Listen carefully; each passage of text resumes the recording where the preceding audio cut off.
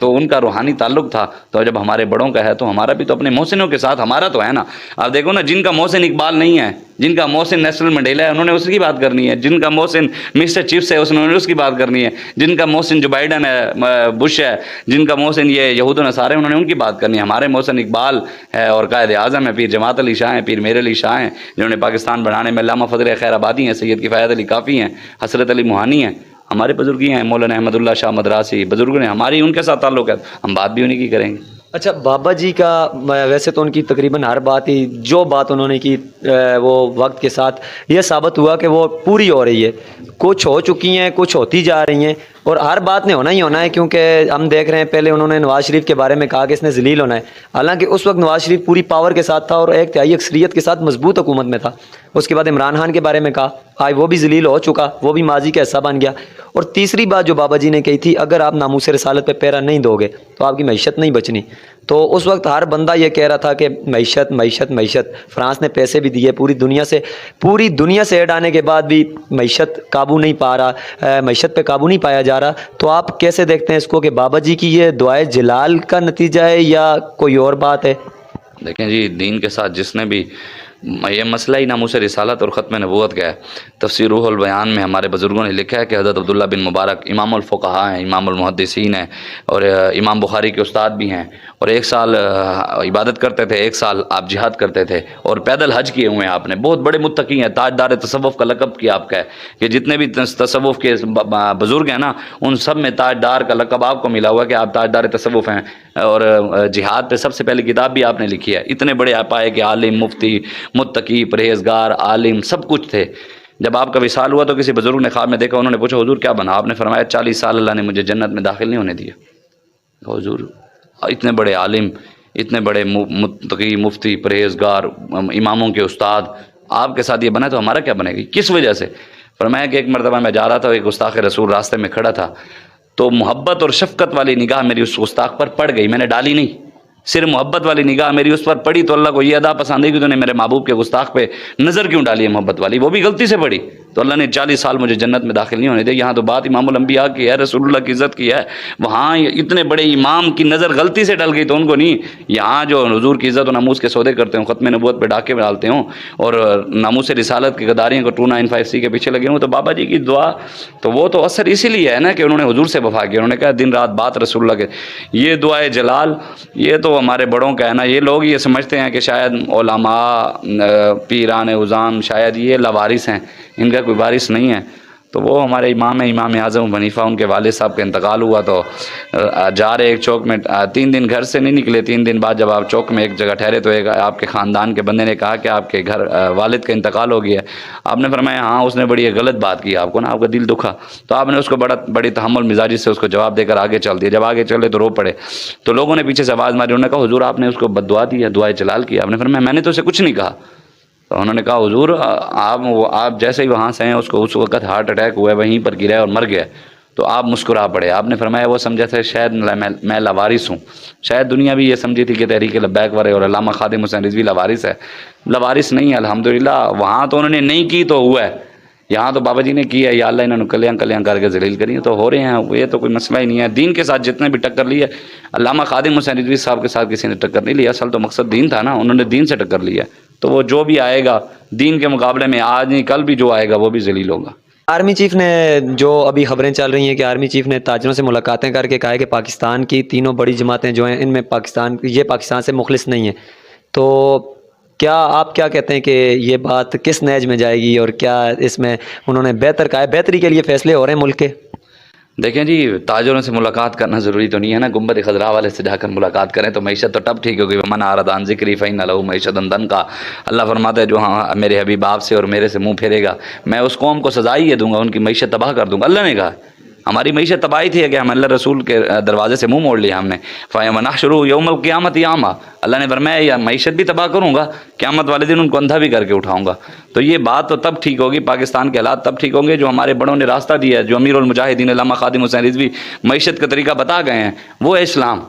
किसी ने ये नहीं कहा, कभी हमारे बड़ों ने नहीं कहा जी हमने यूं किया, हमने हज़रत सलमान फारसी से किसी ने पूछा जी आपके अब्बा जी का क्या नाम है, दादाजी का क्या नाम है, आपने फरमाया सलमान बिन इस्लाम बिन इस्लाम बिन इस्लाम बिन इस्लाम। जब तक इस्लाम की तरफ वापस नहीं आएंगे कामयाबी मईशत ठीक नहीं होगी। चाहे ताजरों क्या पूरे पाकिस्तान के ताजरों को इकट्ठा कर लें, अमेरिका को भी बुला लें, IMF को भी बुला लें, रशिया को भी बुला लें, चाइना को भी बुला लें, पूरी दुनिया को इकट्ठा करके पैसा इकट्ठा कर लें, मईशत तब तक ठीक नहीं होगी जब तक हुजूर का दीन नहीं आएगा, सूद ख़त्म नहीं होगा, ये तब तक मईशत ठीक नहीं हो सकती। आराम कारियाँ इनकी अयाशियाँ आप देखें 17.5 इन्हीं के वो सेनेटर ने कहा है, उसने कहा 17.5 17.5 अरब डॉलर खरबों में बनते हैं। 17.5 अरब डॉलर सिर्फ पाकिस्तानी कौम इन अयाशों को अयाशी के लिए एक सालाना देती है। अयाशों को, ये जो ब्यूरोक्रेट सारे बदमाश अयाज सारे, इन सब की अयाशी के लिए कौम 17.5 अरब डॉलर देती है। तो क्योंकि ये तो किसी को फिक्र नहीं, बस वो लगा हुआ। अभी एक वीडियो देख रहे थे कि एक बंदे ने जी बोरी उठा ली है दाने की, तो वो उसको मार मार के दोनों बाप को भी और बेटे को उनको जख्मी में बेहोश हो गई। इतना मारे, इंसानियत ही नहीं है। मुल्क जो लूट कर ले गए उनको कोई पकड़ने वाले, जो एक बोरी उठा ले गरीब, उसके घर रोटी नहीं, आखिर उसने कुछ ना कुछ तो करना है ना, तो उसको रोटी किसने देनी, इन्होंने देनी। मईशत तब ठीक होगी जब हुजूर का दीन आएगा। तो तहरीक लब्बैक या रसूलल्लाह, क्योंकि अभी पाकिस्तान में इलेक्शन का माहौल भी बन रहा है, करवाने का मैं जल्दी होंगे, उम्मीद तो यही है कि जल्दी होंगे, लेकिन यह है कि जब भी इलेक्शन होंगे तहरीक लब्बैक की आप क्या पोजीशन देख रहे हैं, किस तैयारी में आप? पोजीशन तो बाबा जी के जनाजे पे जाहिर हो गई थी। 1,60,000 से 70,000 वाला वज़ीर आज़म बनता है, तो मीडिया कहता है कि खादिम हुसैन रिजवी के जनाजे पे 2 करोड़ बंदा आया है। हम तो ज़्यादा कहते हैं, हम तो कहते हैं करोड़ों में थे। हम मीडिया के कहने पे ही कह लें कि 2 करोड़ बंदा आया है, तो और 2 करोड़ बंदा आया, उनकी बीबियाँ भी थीं, बहनें भी थीं, बेटियाँ भी हैं, माएँ भी हैं, तो 2 को अगर एक एक भी मिलाओ तो 4 करोड़ तो वैसे बनता है। तो 2 करोड़ हम इनको माफ़ करते हैं। हम वो 2020 में था, 21 में, तो अब तो हम और बढ़ गए हैं, तो हम ताकत में तो ज़्यादा हैं। 1,70,000 वाला वज़ीर आज़म बन सकता है, तो हमारे तो बाबा जी के जनाजे पे 2 करोड़ थे। तो ये तो हमने कहा है एजेंसियों को, इदारों को, हमारी बात नोट कर लें। अगले दिन उस शरीफ जलसा किया तो कहते हैं, एजेंसियों वाले कहते हैं कि जलसे में ना 20,000 लोग आए हैं। एक PP में जलसा हुआ, कहते हैं 20,000 लोग हैं, एजेंसियों ने रिपोर्ट दिया। मैंने कहा उससे ज़्यादा आए, चलो तुम्हारी मानते हैं 20,000, और 20,000 की घर वालियाँ भी बैठी हैं। 40,000 वोट तुमने हमें अगर अलग इलेक्शन में नहीं दिया तुम्हें लिटाएंगे। अब अगर 2 करोड़ से 4 करोड़ वोट इन्होंने अगर हमें न दिया ना अगले इलेक्शन में, तो हक लेना तो हम जानते हैं। बाकी इलेक्शन टाइम पे हमारे कायद ने कहा इंशाल्लाह टाइम पे होगा, अल्लाह खैर फरमाएगा। वो जो हमारी क़यादत फैसला करेगी, हम अपनी क़यादत के साथ हैं। मतलब इस बार आप अपना हक नहीं मारने देंगे? नहीं जी, देखें जी, उन्होंने रिपोर्ट दिया है, उन्होंने कहा ना 2 करोड़ बंदा, तो कम से कम 2 करोड़ तो वोट होना चाहिए ना। इनकी रिपोर्ट है ना, ऑस्ट्रेलियन मीडिया आया है, पूरी BBC आई है, उन सब ने मिला के रिपोर्ट दी है। किसी ने कहा 3.25 करोड़ हैं, किसी ने कहा कि 2.25 करोड़ हैं, किसी ने 2 करोड़ का है। हम सारों को दरमियाना कर लेते हैं 2 करोड़। 2 करोड़ वोट तो हमारा हक है ना। जो इन्होंने कहा है कि 2 करोड़ बंदा जनाजे में दूर दूर से चल कर आए हैं, तो वोट देने नहीं जाएंगे अपने हल्के में? उनकी माएँ बेटियाँ बहनें तो हैं ना। 2 से 2 4 करोड़ तो बनता है, अगर नहीं देंगे तो इनको लिटाएंगे, कोई मसला नहीं है। मैंने कहा हम हर वो रास्ता ज़रूर इख्तियार करेंगे जो दुनिया कहती है कि मौलवियों को ये आना चाहिए, अगर ये यहाँ से आ जाते तो बेहतर था। हम हर उस रास्ते से आएंगे जिस रास्ते से दुनियादार कल को हम पर इतराज़ ना कर सके। आखिरी हाल तो फिर डंडा है ना, वो इंशाअल्लाह लो की मंदे जोरानू, तो बाबा जी फरमाते थे लख लानत कमज़ोरानू, वो तो ताकत तो इंशाअल्लाह। लॉन्ग मार्च में एक मुतालबा सोशल मीडिया की पाबंदियों के बारे में था, तो पाबंदियाँ तो ख़त्म नहीं हुई, तो इस पे आप क्या करने जा रहे हैं या क्या कहेंगे? सोशल मीडिया पे पाबंदियों और मीडिया पे तो उन्होंने नोटिफिकेशन जारी कर दिया है हमारा। मीडिया पे, सोशल मीडिया पे आप देखें ना, है यहूद व नसारा का। हम तो अपनी कोशिश कर सकते हैं, हमने मुतालबा रखा है, उन्होंने कहा है अब हुकूमत चली गई, अगले कहते हैं जी वो पिछनों से हुआ था। वो तो एक खेल है। मैंने आपको कहा है कि हर वो रास्ता ज़रूर जाएंगे जिस रास्ते से ये कहते हैं, तो इंशाल्लाह आखिरी हाल तो इंशाल्लाह है हमारे बड़ों के पास, वो निकाल लेंगे। चलें जी, आज योम ख़त्म नबूवत भी है, बहुत बड़ी फ़तह मिली थी अहले इस्लाम को, तो उस हवाले से मुसलमानों को क्या पैगाम देंगे और आगे के लिए मुसलमानों को क्या आप मोहब्बत भरा पैगाम देंगे कि वो किस तरह तैयार हों? मज़ीद भी अब हमले दोबारा हो रहे हैं, कि दोबारा बार बार ख़त्म नबूवत पर हमले हो रहे हैं, तो आप क्या पैगाम देंगे मुसलमानों को, किस तरह वो तैयार हों? देखें जी, इसके बाद तो बात ख़त्म हो जाती है। बाबा जी फरमाते थे कि एक माँ के कहने पे हम हलाली हैं, सनत तो नहीं होती।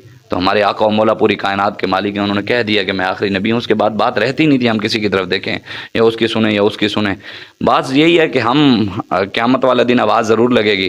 पाकिस्तान के बड़े बड़े ओहदेदार, बड़े बड़े ब्यूरोक्रेट, मुझे एक स्पेशल ब्रांच के बंदे ने कहा, उसने कहा कि मैं वोट तहरीक लब्बैक पाकिस्तान को दूंगा। उनका अफसर था, मुझे मेरे साथ एक जगह मिला, تو میں نے کہا کیوں؟ کہتا ہے یار میں نے نا ایک جگہ مرزائیوں کے گند خانے پہ میں نے ڈیوٹی کی ہے.